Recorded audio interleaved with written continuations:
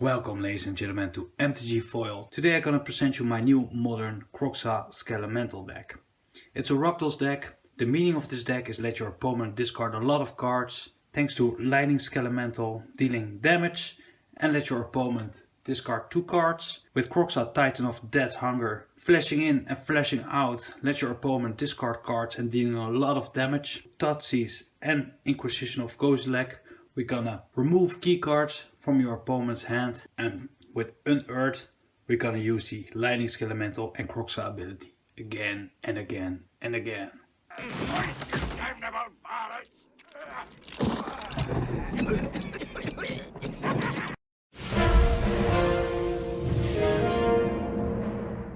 We start with the mana base. It's a Rakdos deck, so we're producing only black and red mana. Marsh Flats. Land. Tap it, pay 1 life, sacrifice Marsh Flats. Search your library for a plains or a swamp card and put it on the battlefield, then shuffle your library.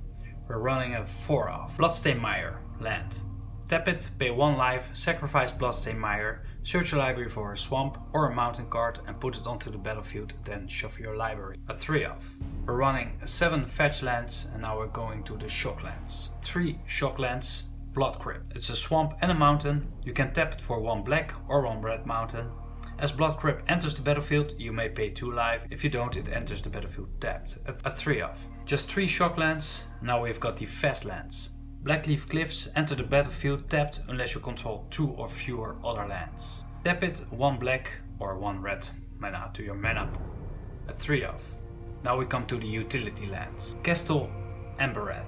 Castle Embereth enters the battlefield tapped unless you control a mountain. You can tap it for 1 red mana, or you can pay 1 colorless and 2 red. And when you tap Castle of Embereth, creatures you control get +1/+0 until the end of turn. A 1-off. Then the last utility land, Castle Locked Wain enters the battlefield tapped unless you control a swamp. Tap it for 1 black mana, or tap it for 1 colorless and 2 black, then draw a card, then you lose life equal to the number of cards in your hand. A 1-off. Then the basic lands, we're running 3 swamps and 2 mountains, and we're running these basic lands in case we might encounter Path to Exile or a Blood Moon. So in total we're running 20 lands in this deck. And from the mana base we're switching to the spells. We're running 4 lightning bolts. 1 red mana, instant, deal 3 damage to any target. Fatal Push. 1 black mana, instant, destroy target creature if it has converted mana cost 2 or less. Revolt. Destroy that creature if it has converted mana cost 4 or less. Instead, if you have a permanent you controlled left the battlefield this turn. The revolt cost is not that hard to obtain, but we're running 4 Marsh Flats and 3 Bloodstained Mire fetch lands. Then we come to the last instant, Golgarron's Command. 1 colorless, 1 black and 1 red. Instant. Choose to return target creature card from your graveyard to your hand, or target player discards a card, or destroy target artifact, or Gorgan's Command deals 2 damage to target creature or player. We're running a 2-off, so we are definitely be able to remove artifacts like for example an Ensnaring Bridge. It can help us as well to return target creature card from the graveyard, or we can simply use it as another remover spell next to our Fatal Pushes and Lightning Bolts. 2 times Gorgan's Command. Now we come to the sorceries. Inquisition of Kozilek. 1 black mana, a sorcery. Target player reviews his or her hand. You choose a non-land card from it with converted mana cost 3 or less. That player discard that card. We're running a 3-off. With this card we're aiming at cards in our opponent's hand that can form a combo, or we can simply remove removal spells like for example Lightning Bolt or Fatal Push to prevent our Skelementals and Kroxas and other creatures from attacking. A 3-off. Thoughtseize.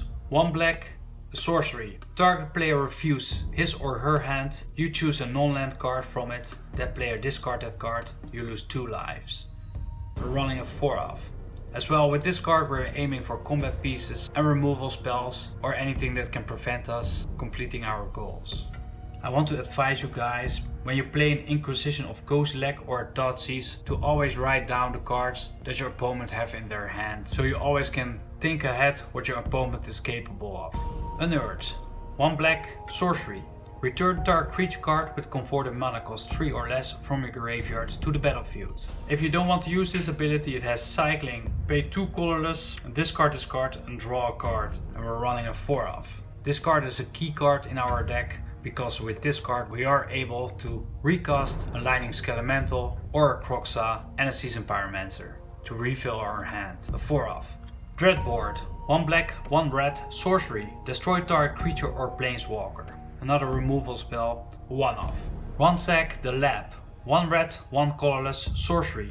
Look at the top 3 cards of your library, put 1 of them into your hand and the rest into your graveyard. This card helps us digging through our deck, and this card helps as well to put value in our graveyard. Ransack the lab, a 2-off.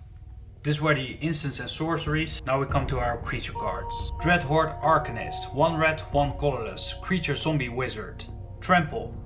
Whenever Dreadhorde Arcanist attacks, you may cast target instant or sorcery card with converted mana cost less equal to Dreadhorde Arcanist power from your graveyard, without paying its mana cost. If that card would be put into your graveyard this turn, exile it instead. So basically while we're attacking with Dreadhorde Arcanist, we can cast again a Fatal Push, a Lightning Bolt, an Unearth, a Thoughtseize or an Inquisition of Kozilek. If we're using our utility land Castle of Embereth, we can give it another +1/+0 so it becomes a 2/3 and we can cast again a Dreadbore or a Ransack the Lab.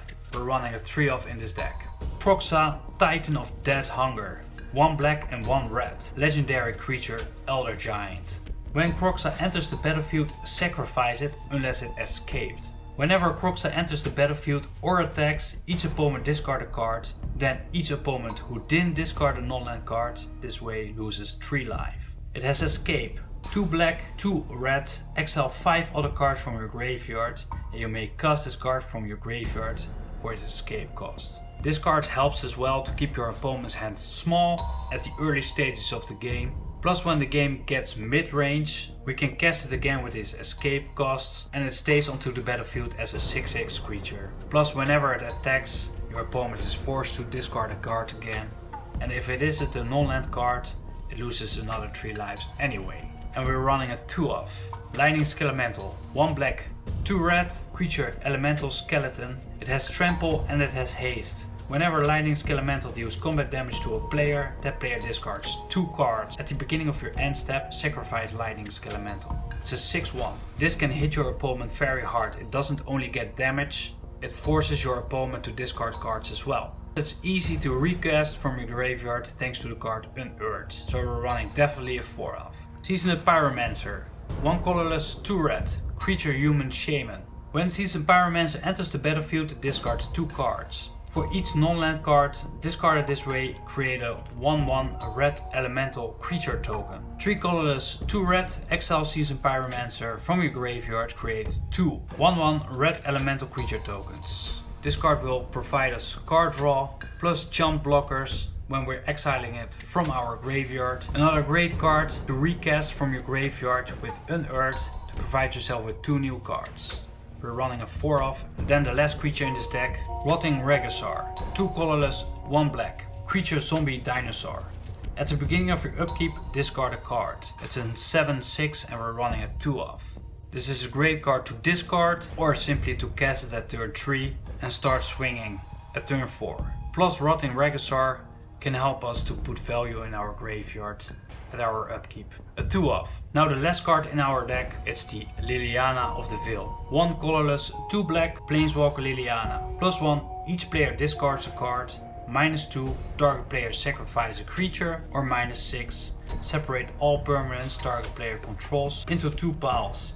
The player sacrifices all permanents in the pile of his or her choice. We're running a 2-off. Liliana of the Veil will help us to keep the hand of our opponent small or to let them sacrifice indestructible creatures or untargetable creatures, and if they're not able to deal with Liliana of the Veil, we take over the game 4 turns later, a 2-off.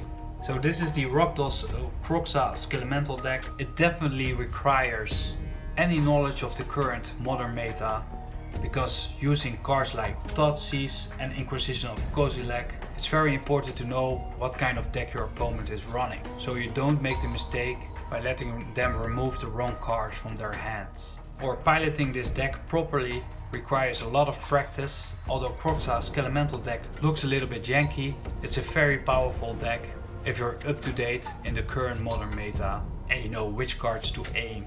Now let's switch to the sideboard. Give me some sugar, baby. Surgical Extraction.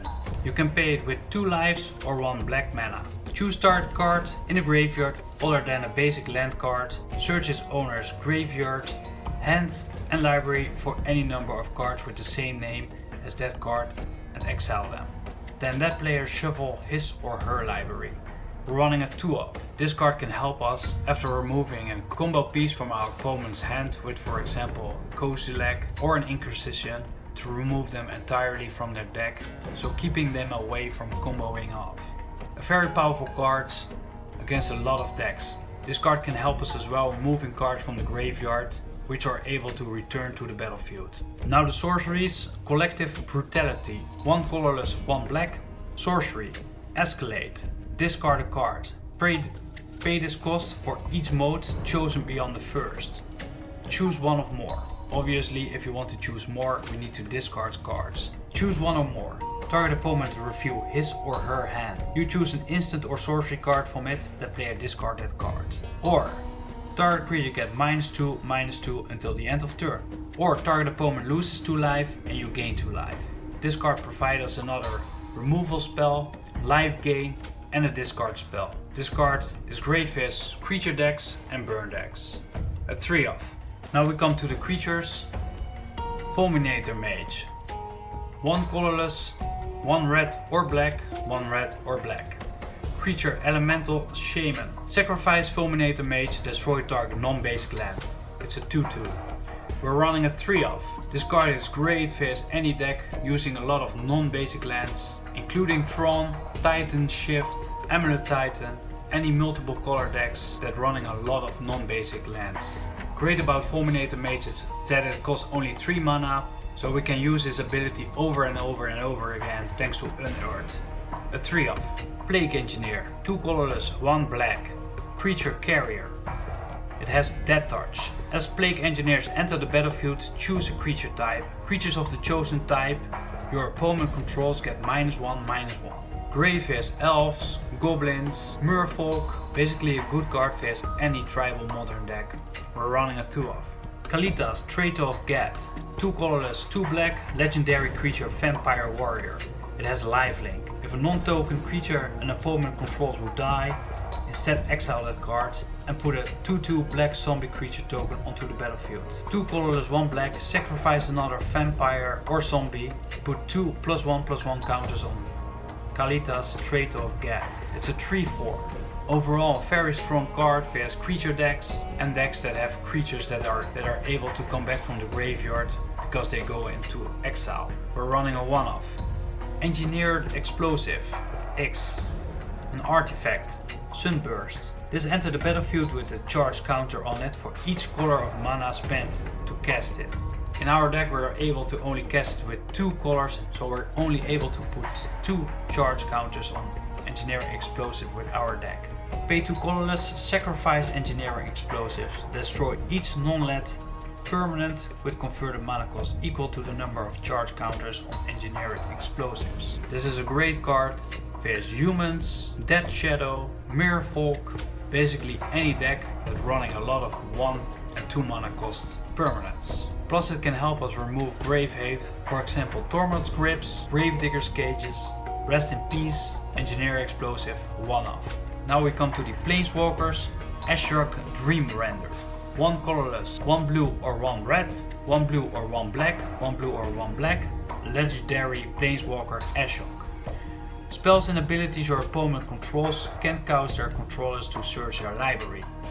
-1, target player puts the top 4 cards of their library into the graveyard, then exile each opponent's graveyard. Ashok Dream Render, a great card vs Titan Shift, Dredge decks or any decks that needs to search their libraries for combo pieces. Plus it can help us to fill our graveyards, that makes us able to cast Kroxa faster or find targets for our Unearth in our hand. Ashok Dream Render, we're running a 2-of.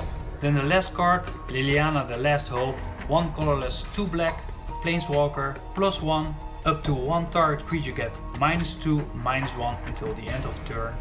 -2, put the top 2 cards from your library into your graveyard, then you may return a creature card from your graveyard to your hand. -7, you get an amulet with at the beginning of your end step, put X 2/2 black zombie creatures tokens onto the battlefield, where X is the 2+ number of zombies you control. We can use Liliana the Last Hope vs control decks to search faster for cards, to make more value of our graveyard, and to keep a permanent into play that's able to remove small creatures every turn. A one-off. I really hope you enjoy this deck. It's definitely one of my favorite decks, which I'm still learning to pilot properly. I've seen lists running Blood Moons in the Sideboard as well, which is perfectly doable, using so many fetch lands, which are able to lock for basic swamps.